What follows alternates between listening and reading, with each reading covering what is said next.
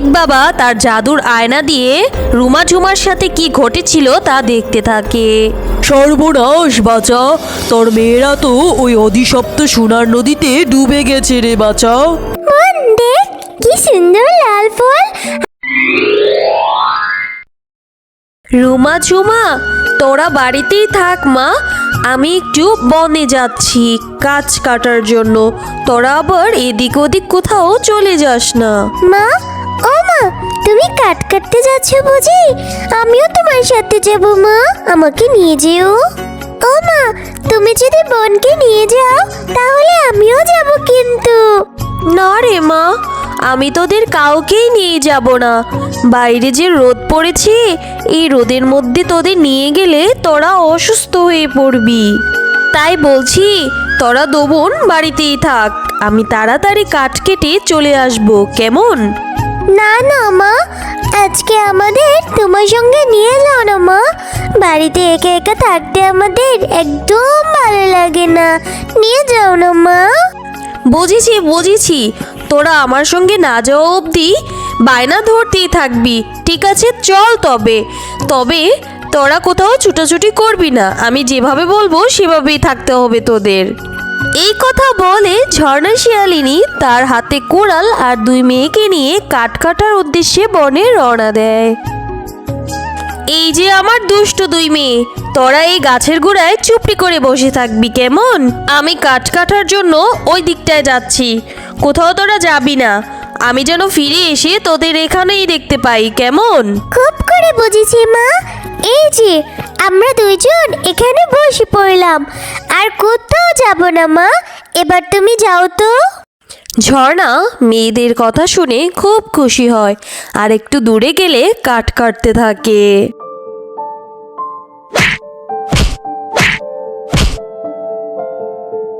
এইদিকে ঝর্ণা শিয়ালিনীর দুই মেয়ে যে দুষ্ট, তারা কি আর এক জায়গায় বসে থাকবে? ঝুমা রুমাকে বলে, বোন, এই বোন, মা তো কাট কাটতে ব্যস্ত, চল এই সুযোগে আমরা একটু উত্তরের বনে ঘুরে আসি। শুনেছি উত্তরের বনে নাকি অনেক ধরনের ফলের গাছ আছে, ফলও খাওয়া হবে, ঘোরাও হবে। তুই যাবি? কিন্তু বোন, মা তো এখানেই থাকতে বলেছে। মা যদি এসে দেখে আমরা এখানে নেই তাহলে তো অনেক বড় কেলেঙ্কারি হয়ে যাবে। ধর বোকা, কিছু হবে না, মা আসার আগে আমরা চলে আসবো। চল তো চল। এরপর দু বোন হাঁটতে শুরু করে আর হাঁটতে হাঁটতে উত্তরের বনে চলে আসে। আর উত্তরের বনে ছিল অনেক ধরনের ফলের গাছ, আর তারা এই লাল ফলের গাছ দেখে তো মহা খুশি। বোন, বোন দেখ কি সুন্দর লাল ফল, আমি জীবনেও এরকম ফল খাইনি। বোন, আমাকে কিছু পেড়ে দে না, তুই আর আমি দুইজন মিলে খাই। তারা দুই বোন আনন্দের সাথে ফলগুলা খেতে থাকে। আহ বোন, ফলগুলা কি মজা না, মনে হয় সারা জীবন ফলগুলা খেতেই থাকি। এমন সময় ঝুমার চোখ পড়ে এক নদীর দিকে, সেই নদীর জলগুলা ছিল সোনার। আরে আরে বোন, ওই দেখ একটা নদী, আর ওই নদীর জলগুলা মনে হচ্ছে সোনার। আর এরকম সোনার জলের নদী তো আমি কখনো দেখিনি রে বোন। আমিও তো দেখিনি, চল তাহলে আমরা ওই নদীর কাছে যাই। আর তারা দুই বোন সত্যি সত্যি সেই নদীর কাছে যায়, আর তারা সেখানে যেয়ে দেখে জলগুলা কিরকম চকচক, আর সত্যি সত্যি নদীর পানি সোনার তৈরি। কি রে বোন, দেখ জলগুলা কি সুন্দর সোনার, সত্যি সত্যি দেখি সোনার। দিদি চল না আমরা এই জলগুলা গোসল করি, আমি কোনোদিন গোসল করিনি এরকম সোনার জলে। চল না দিদি, চল তবে বোন চল, আমরা আজকে এই সোনার জলে গোসল করব।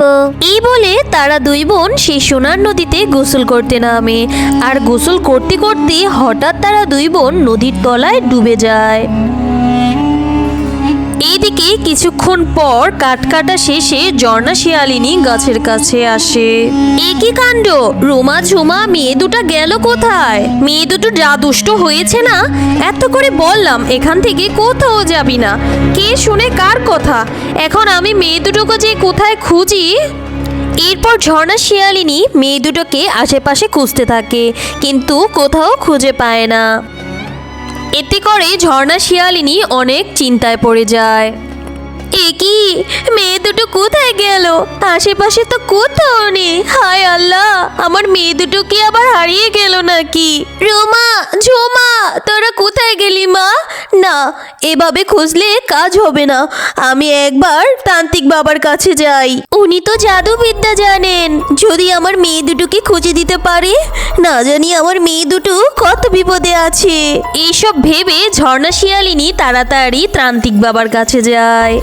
আরে ঝর্ণা শিয়ালিনী যে, এভাবে কাঁদতে কাঁদতে এলি যে, তা কোনো বিপদ হলো নাকি শুনি? এরপর ঝর্ণা শিয়ালিনী তার মেয়েদের হারিয়ে যাওয়ার ব্যাপারে সব কথা খুলে বলে। সব শুনে তান্ত্রিক বাবা বলে, ও এই ব্যাপার, তবে তুই কোনো চিন্তা করিস না, আমি আমার জাদু শক্তি দিয়ে তোর মেয়েদের ঠিক খুঁজে বের করে নেব, তুই দেখিস। এরপর তান্ত্রিক বাবা তার জাদুর আয়না দিয়ে রুমা ঝুমার সাথে কি ঘটেছিল তা দেখতে থাকে। সর্বনাশ বাঁচা, তোর মেয়েরা তো ওই অধিশপ্ত সোনার নদীতে ডুবে গেছে রে বাঁচা। ওই নদী যে অভিশপ্ত, ওই নদীতে যে একবার যায় তার ফিরে আসা খুবই বিপজ্জনক। এসব আপনি কি বলছেন বাবা? এখন আমার ওই মেয়ে দুটার কি হবে? ওই অভিশপ্ত নদী থেকে কি কখনো আমার মেয়ে দুটোকে উদ্ধার করতে পারবো না? আপনি দয়া করুন তান্ত্রিক বাবা, যে কোনো মূল্যে আমার এই মেয়ে দুটোকে উদ্ধার করে দিন না। শান্ত হ বাচ্চা, শান্ত হ। তোর মেয়েদের উদ্ধার করার শুধু একটা উপায় আছে, আর সেটা হলো ওই সোনার নদীটাকে অভিশপ্ত মুক্ত করতে হবে।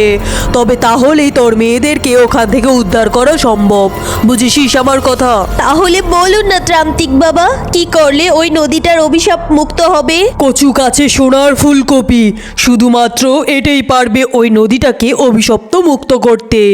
কি, কচু গাছে সোনার ফুলকপি? এটা কি করে সম্ভব তান্ত্রিক বাবা? কচু গাছে আবার সোনার ফুলকপি ধরে নাকি বাবা? সবই সম্ভব রে বাছা। এই নে, এই সোনার কয়েনটা ওই নদীর তীরে রোপণ করে দিবি। এই কয়েনটা হলো জাদুর কয়েন, আর এই কয়েনটা ওখানে রোপণ করলে ওখান থেকে একটা কচু গাছ হবে, আর সেই কচু গাছে 3টি সোনার ফুলকপি ধরবে। তুই যদি ওই 3টি ফুলকপি ওই সোনার নদীতে ফেলে দিতে পারিস, তবেই ওই নদীর অভিশাপ কেটে যাবে, আর তোর মেয়েরাও ওখান থেকে মুক্তি পেয়ে যাবে। আপনাকে অনেক ধন্যবাদ তান্ত্রিক বাবা। তুই আর দেরি করিস না রে বাছা, এই সোনার কয়েনটা নিয়ে ওই অধিশপ্ত নদীর কাছে তাড়াতাড়ি যা, দেরি করলেই বিপদ বাড়বে। এরপর ঝর্ণা শিয়ালিনী তান্ত্রিক বাবাকে বিদায় জানিয়ে দেরি না করে তাড়াতাড়ি সোনার কয়েনটাকে নিয়ে সোনার নদীর তীরে আসে। কয়েনটা ফেলে দেওয়ার সাথে সাথে সেখান থেকে একটি কচু গাছ, আর কচু গাছে একটি সোনার ফুলকপি ধরে। এই তো, এই কচু গাছ থেকে সোনার ফুলকপি ধরেছে। এবার আমি আমার মেয়েকে উদ্ধার করতে পারবো অভিশপ্ত নদী থেকে। আর তারপর শিয়ালিনী সেই কচু গাছ থেকে ফুলকপি ছিঁড়ে নদীতে ফেলে দিতে সেই নদীর রং স্বাভাবিক হয়ে যায় এবং নদীরও অভিশাপ কেটে যায়। আর কিছুক্ষণের মধ্যেই শিয়ালিনীর 2 কন্যা তার কাছে ফিরে আসে। মা, মা, আমরা এসে গেছি মা, আমাদের তুমি ক্ষমা করে দাও মা, আমরা তোমার কথা শুনিনি। তোমার কথা না শুনে আজকে আমাদের এত বড় বিপদে পড়তে হয়েছে মা, সরি মা। কি রে আমার দুষ্টু 2 মেয়ে, আরো দুষ্টামি করবি নাকি আমার কথা মতো শুনবি? দুষ্টুমো করতে গিয়ে দেখলি তো কি বিপদ বাঁধিয়েছিলি। না মা, আমরা আর কোনোদিন তোমার কথা অবাধ্য হব না, আমরা তোমার সব কথা শুনবো, সত্যি বলছি। ভাগ্যিস আমি তান্ত্রিক বাবার কাছে গিয়েছিলাম, তাই তো উনি তার জাদুবিদ্যা দিয়ে তোদের এখান থেকে উদ্ধার করার উপায় বলেছিল, না হলে যে কি হতো স্বয়ং আল্লাহই জানে। এরপর ঝর্ণা শিয়ালিনী তার 2 কন্যাকে নিয়ে বাড়ি ফিরে যেতে থাকে। তারা বাড়িতে যেয়ে দেখে তাদের উঠানে একটি কচু গাছ, আর সেই কচু গাছে 3টি সোনার ফুলকপি ধরেছে। এই দেখে তারা তো মহা খুশি এবং তারা এই ফুলকপি নিয়ে বাজারে বিক্রি করতে যায়। ঝর্ণা শিয়ালিনী তাদের সেই কচু গাছে ধরা 3টি সোনার ফুলকপি নিয়ে বাজারে বেশ ভালো দামে বিক্রি করে এবং 2 কন্যাকে নিয়ে সুখে শান্তিতে জীবনযাপন করতে থাকে। তো বন্ধুরা, দেখলে তো মায়ের অবাধ্য হলে কিরকম বিপদে পড়তে হয়। তো বন্ধুরা, আমাদের গল্পটি যদি তোমাদের ভালো লেগে থাকে তাহলে চ্যানেলটি সাবস্ক্রাইব করে দিও এবং লাইক কমেন্ট শেয়ার করে আমাদের পাশেই থেকো। ধন্যবাদ।